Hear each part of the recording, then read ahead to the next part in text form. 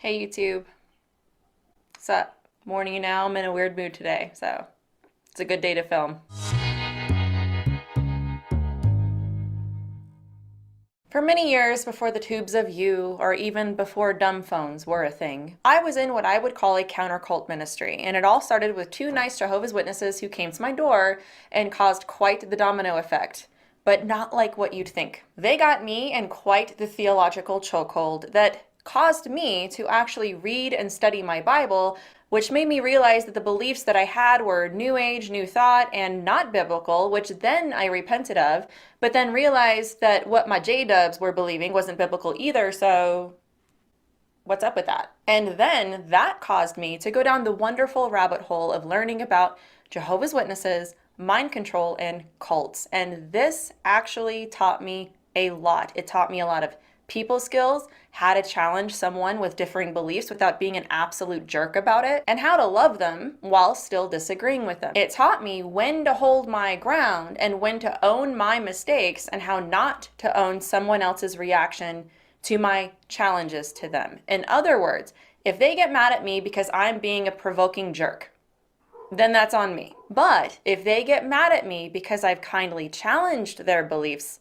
and they're big mad about it, then that's on them. But all of this also taught me a lot about cults.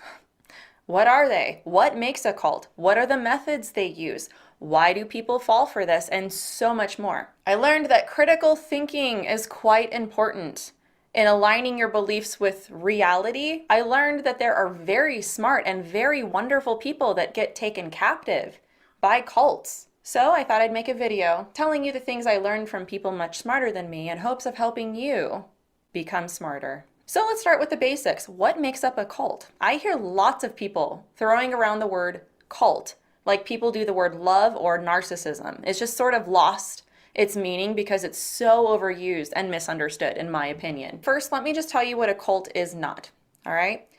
Someone that has different beliefs than you does not equal that they are then in a cult.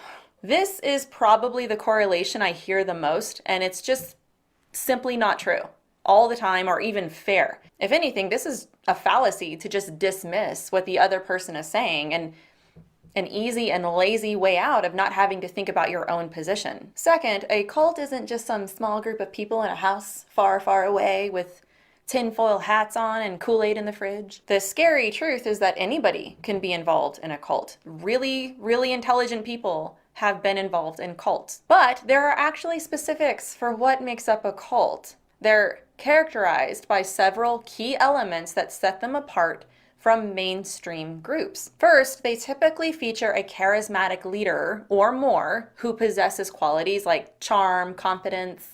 They're hilarious. Second, another aspect of cults is they often adhere to an exclusive belief system that includes extreme religious doctrines, conspiracy theories, apocalyptic prophecies. Members are sometimes isolated either physically or psychologically from the outside world, and it fosters a dependency on the group for social and emotional support. Control over information is another hallmark of cults. They tightly regulate access to outside information and discourage critical thinking. Cults exercise behavior control as well, dictating sometimes daily routines, your relationships, who you can talk to, even dress codes. There are also thought control tactics such as thought stopping and black and white thinking. Both of these are used to manipulate members' thoughts and beliefs. And then there's emotional manipulation, which is employed to keep members obedient with fear, guilt, shame, promises of love and acceptance.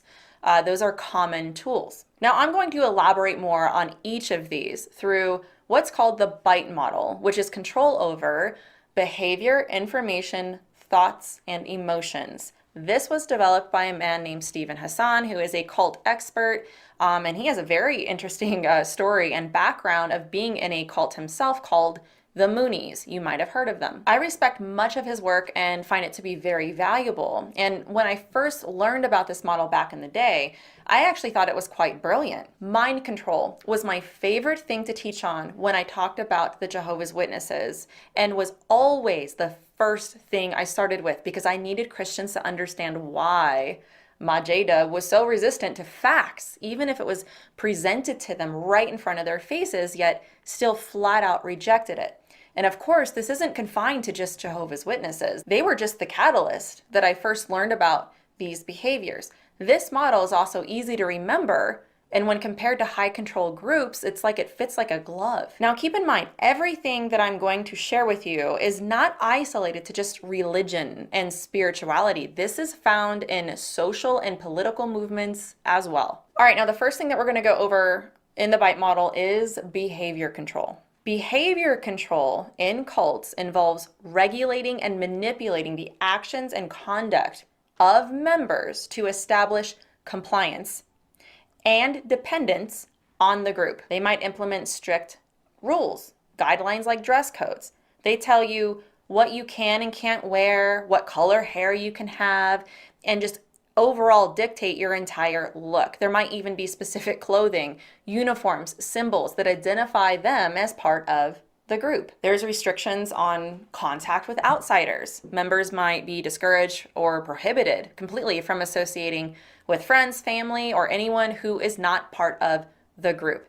They make the person feel like they will take them away from the group, from the truth, right, that the group has. This group has the truth, they have the truth, and they're trying to take you away from it and impose a sense of superiority within the group, and anyone outside should be either feared or seen as a threat. There can be a regulation of sleep patterns or even what they can and can't eat. Some cults enforce sleep deprivation or dictate when members should sleep and when they should wake. They keep them so busy and so tired. The last thing I'll mention, which I talked about before, is the rigid expectation to adhere unquestioningly to authority. If you go against them, you might as well be going against God. This can seriously affect, by the way, how somebody sees God. They gain the trust of other people, and this is a key factor. They often claim unique special knowledge or divine connections. But here is a huge red flag for you. These leaders demand unquestioning devotion from their followers. You're not allowed to question them. Any dissent or criticism is met with punishment or emotional manipulation. It's not seen as like, oh, bummer, darn, Jimmy doesn't agree with me. Oh, well, let's just go be pals and grab dinner. No, you have to agree with the leader or else you're not invited to the pizza party. Guys, if you are in a church, a political group, or even a social group online, and you're not allowed to question what you've been told by the leadership or influencer or whoever it is, or you'll be looked at as the enemy, that's a huge red flag. Questions are not the enemy. Not allowing answers is. Not allowing truth is. And look, here's the thing. If truth harms your beliefs, then your beliefs are not grounded in truth, and it deserves to be examined. And if someone is speaking truth to you, all right, and say you don't like it and you reject it, that's a whole other problem. But to be in a group where you're taught and told something by leadership and you actually want to test it or are critically thinking about what they're saying and ask questions but are shamed or silenced when you do, this is me giving you permission to do the opposite and question those leaders. All questions aren't allowed, only approved questions are, to give you the illusion of free thought. You are manipulated into blind obedience. There can be an expectation on you to ask the leaders or leader for permission to make any big life decisions like getting married, buying a home, moving, having kids, and much more, leading to a really unhealthy dependence on the leader. This is also true of secular cultish movements, I've noticed. You do what they say and follow their lead, or you are shunned from that group. You're not just in simple disagreement with them, and they still love you and you love them in that disagreement. Oh no. You conform, or you're now the enemy. Now, next on the BITE model is information control. And I have to say, this is one of my favorites because I find it so fascinating and probably the easiest to spot, in my opinion. Information control can come in a few forms. Basically, it's limiting the access to information that's not sympathetic or in agreement with the group's ideology. You're not allowed to look at anything critical of the group. They will promote the cult's own beliefs and ideology as the sole source of truth. In other words, they will not say to you, hey, go ahead and really look at all sides of this. Do your homework, ask lots of good questions, and research. Look for the truth and go with that no matter what. And use your free thinking and brain to do so. No, they will not say that. They'll say something like, sure, you can ask all the questions you want, but here's a list of the approved questions you can ask and the approved spaces and people to talk to about this. Now, don't get me wrong, I'm a Christian and I do think that there's certain spiritual sources that can feed into me as a Christian and give me good Christian advice. But that does not mean that there's somebody that's not a Christian that doesn't have some sort of wisdom to offer. It's that discernment, it's understanding what is true and what is not.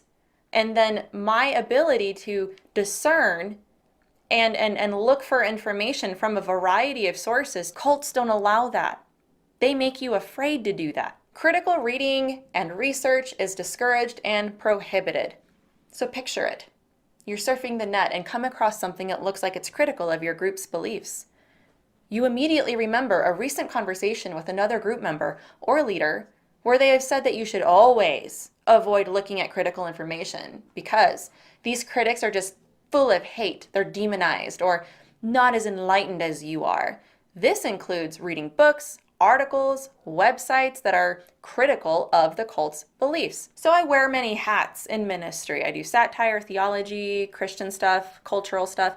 But as an apologist, that's exactly what you do. You go and you look at the critical information against Christianity because you want to know what's true. You test everything. What are they saying? Is it true? Because if it's true, that's where we should go. But as an apologist, to know what you believe and why you believe it involves going out and looking at what other people believe and why they believe it. It involves critical analysis of your position. There's also an isolation of members from outsiders. I talked about this a little bit before, and they do this from friends, family, or others who might offer alternative perspectives or support their exit from the group. There's a distortion of information to make the group's beliefs more acceptable, which includes misquoting sources or withholding information. And then there's the propaganda. Oh, the propaganda. If the only information you are forced to see or even allow yourself to see is from the group or cult, then they can say anything.